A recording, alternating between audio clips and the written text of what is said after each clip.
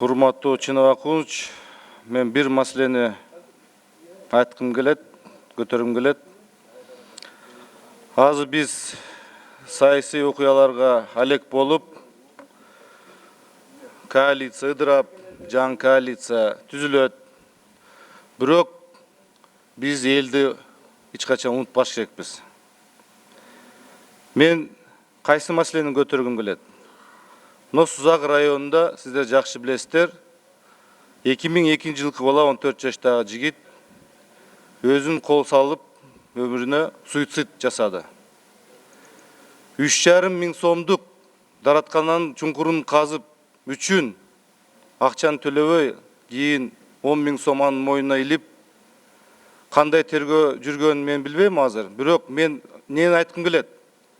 Биз суицид боюнча бул жерде вице-премьер-министр Кудайбергенова ошону чакырып, ошол маселени көтөргөнбүз.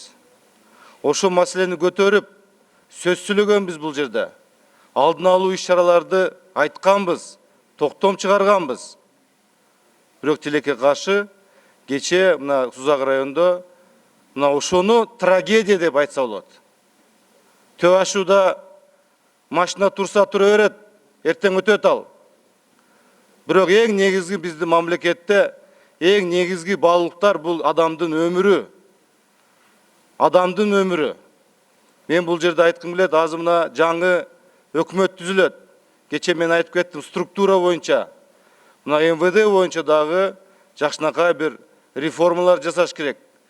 Эң негизги индикатор МВДде эмне болуш керек?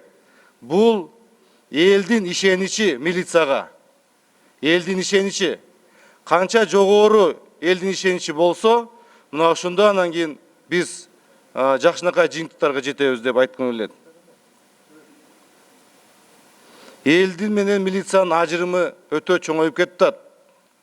Нааразычылыктар көп болуп атат.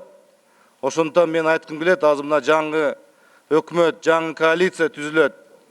Ошондо МВДнын реформасын так карап, кыскартабызбы, кыскартпайбызбы, бирок эң негизги биздин элибиздин жашоосу коопсуздукта болуш керек. Эч кандай мындай трагедияга алып барбаш керек. Чоң рахмат.